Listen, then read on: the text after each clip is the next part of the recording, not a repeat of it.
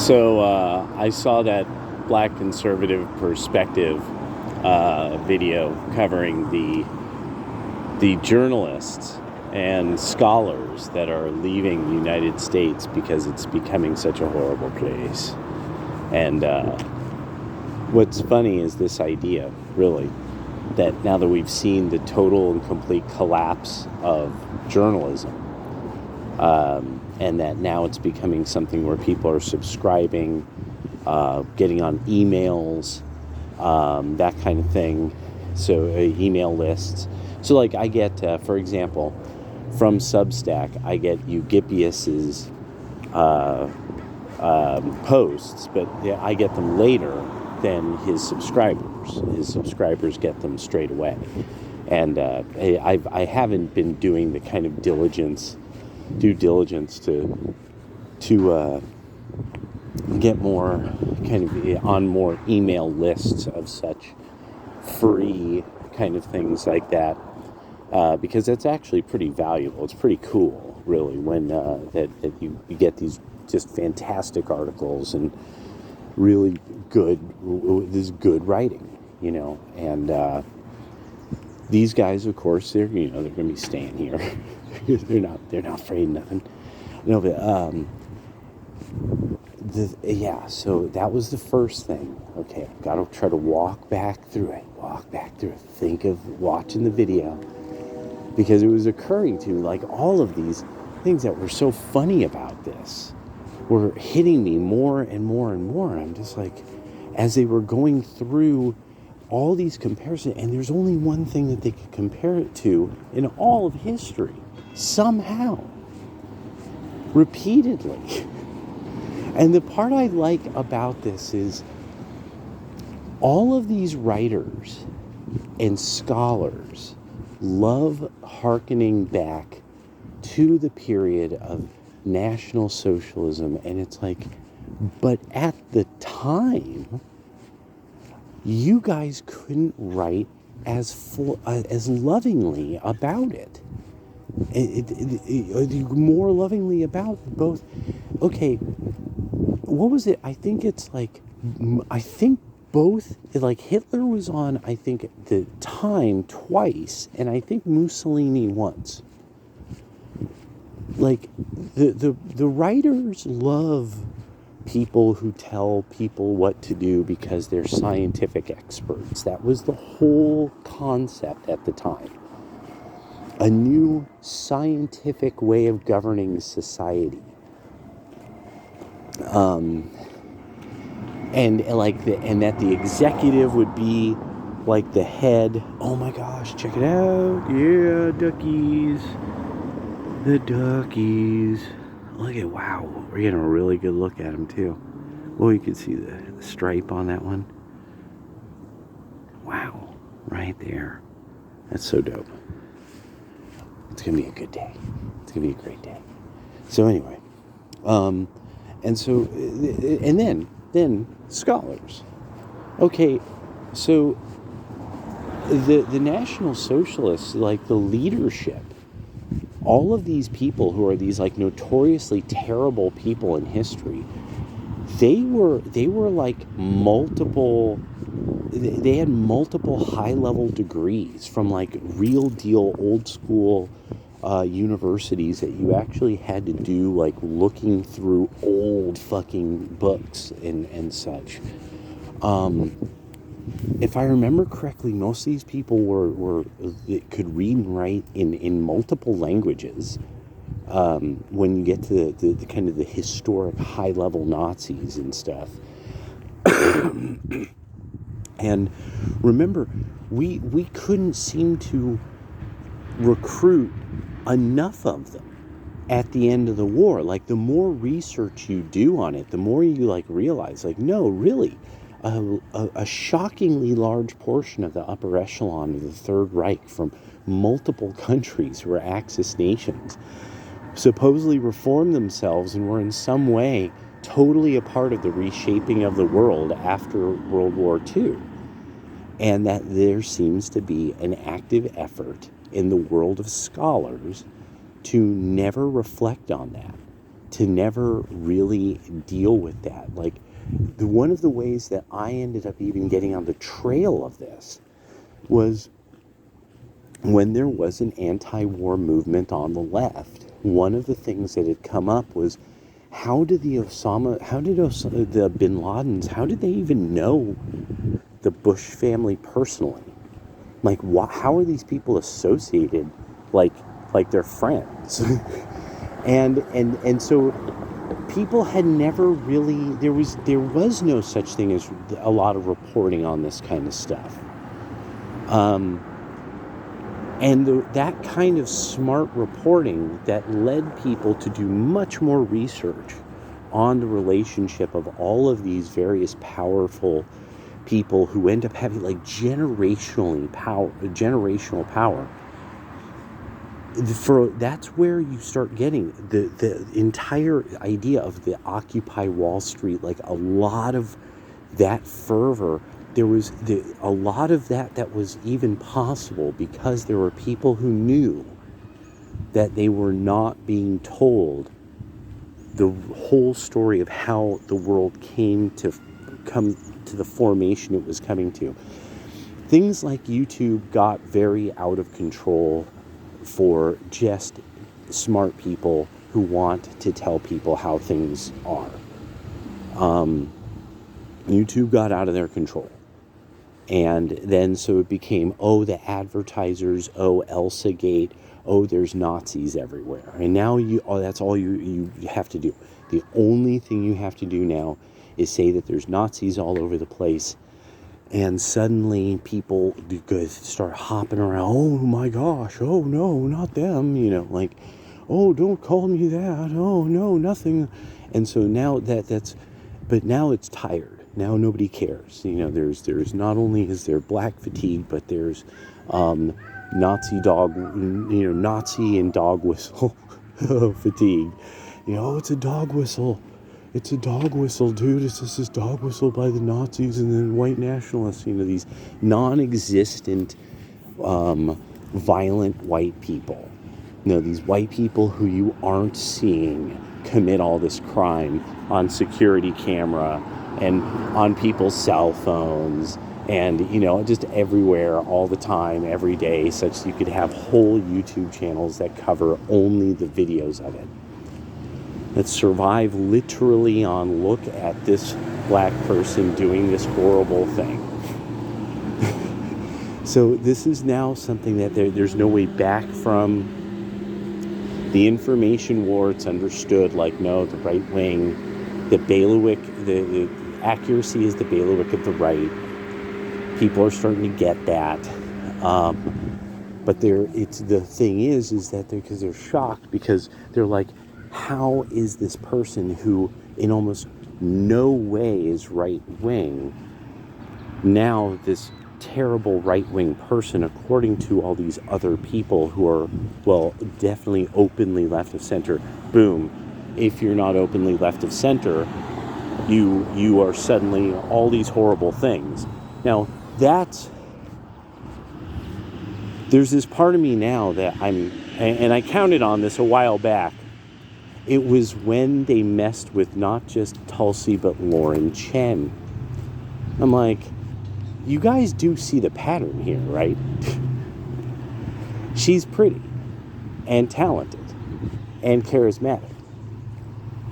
You guys see what, like, from afar, this quite clearly is, right? Like, that you guys are randos messing with the really beautiful, talented, charismatic person who a lot of people listen to because they don't listen to you.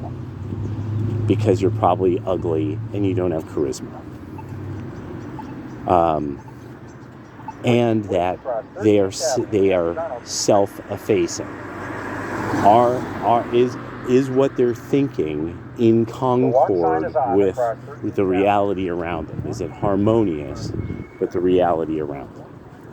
And when they found out, like, well, no, actually my thinking isn't really in concord with what I'm seeing when I hear people make some good critiques of, and that's it. and then you guys are all over. Don't believe them. You know, how can you not be on our side? You know, and I knew it would fail. I gotta admit, I didn't see your failure and the ascendancy of Tulsi Gabbard and her totally winning and beating you, totally winning. Like, I didn't see this as complete as it would be. Like, where I'm just like, wow.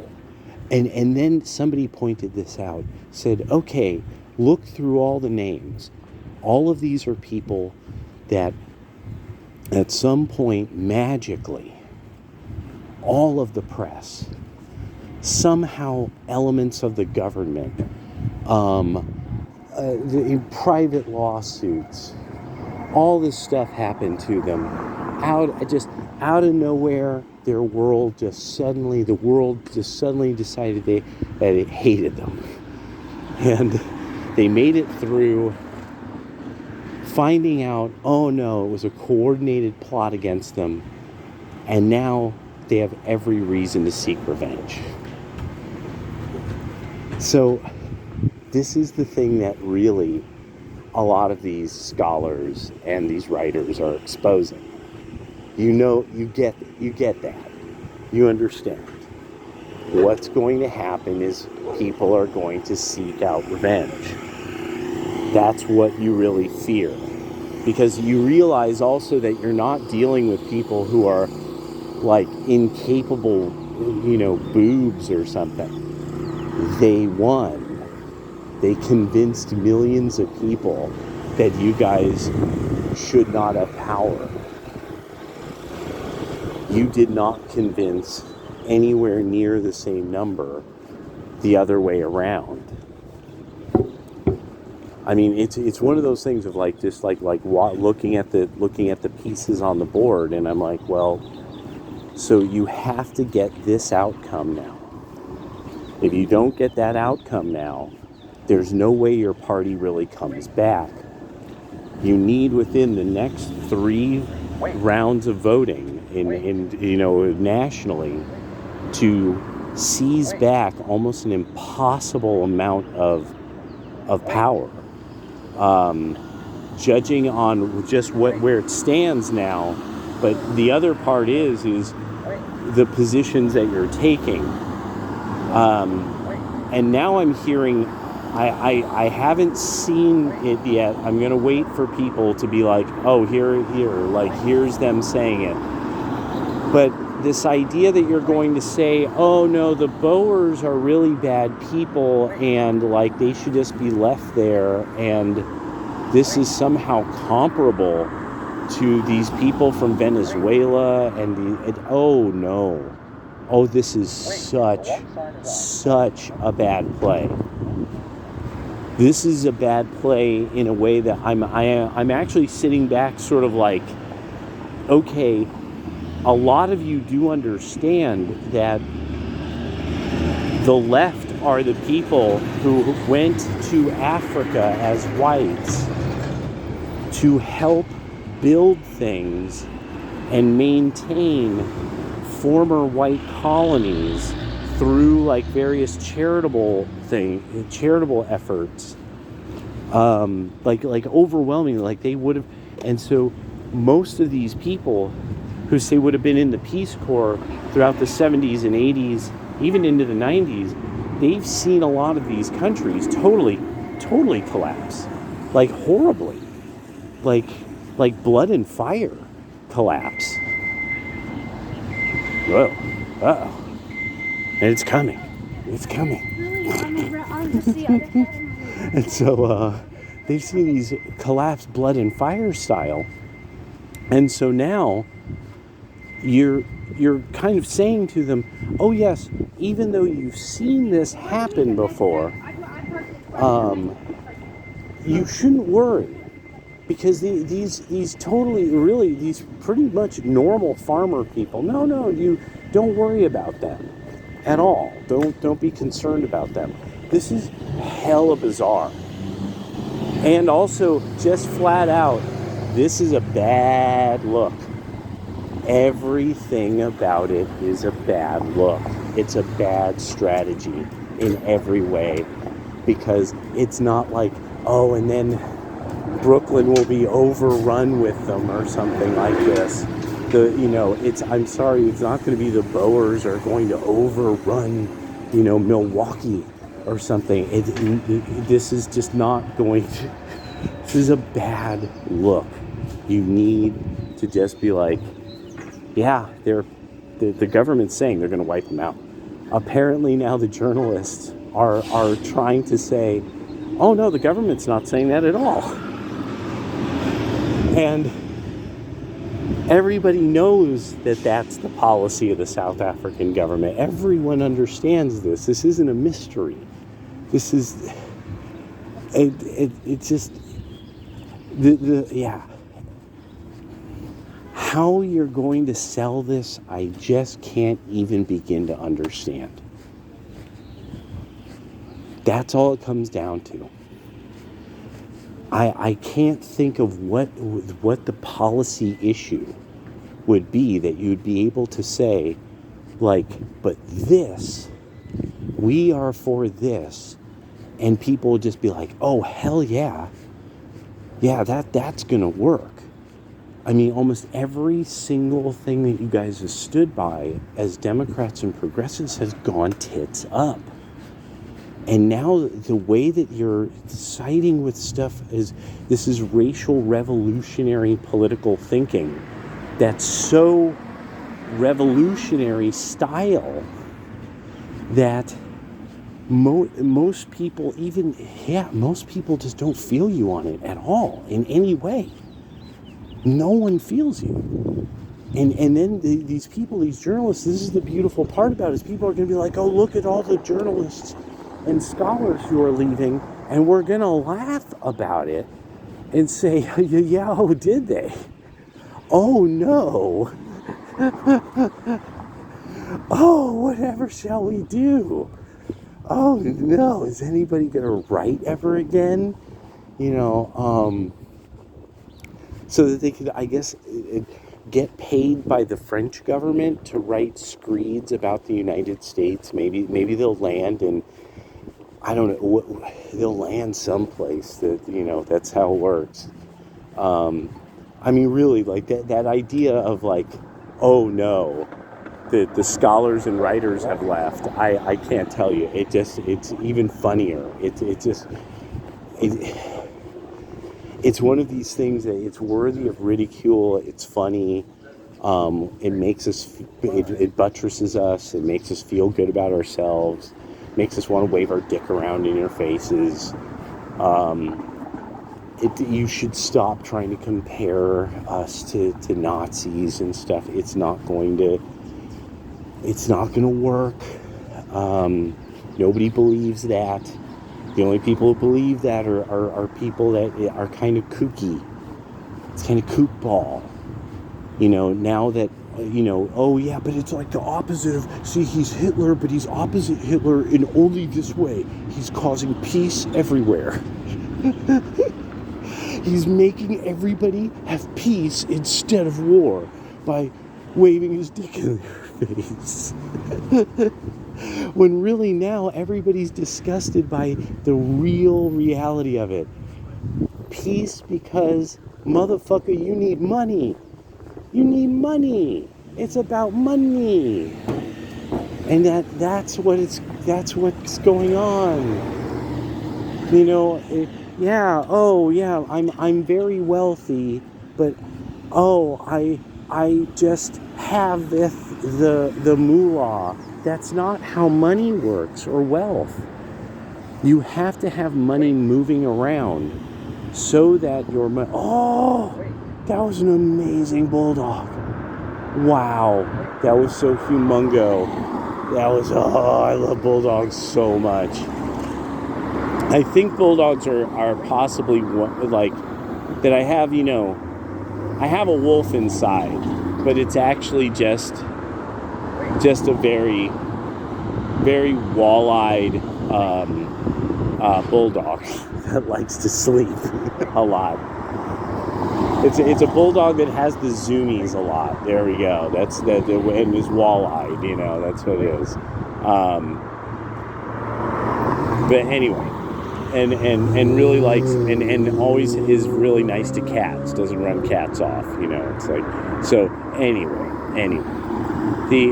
there isn't this idea of these people sitting in some room full of gold doubloons. That's not what's going on. There's not. I am Emir mucho wealtho and bin rich. I'm Emir bin rich, and I just sit here with all my moolah and remain so. And no, they got to put it into something. And with this, one of the things is that remember a lot of money was restricted from going into different countries, and like, oh no, your country tends to do this, we can't allow investment, you know, and then probably banking restrictions of various types, or you know, all kinds of. Then what just comes across is red tape.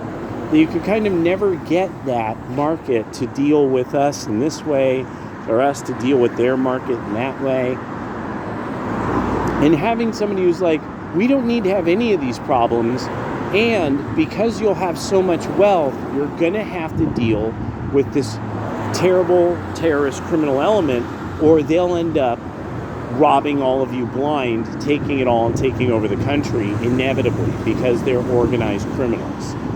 And so now a lot of the world is getting the politicians were just helping organized criminals keep the storefronts closed, is a way of thinking about it. But those organized criminals are often writers and scholars.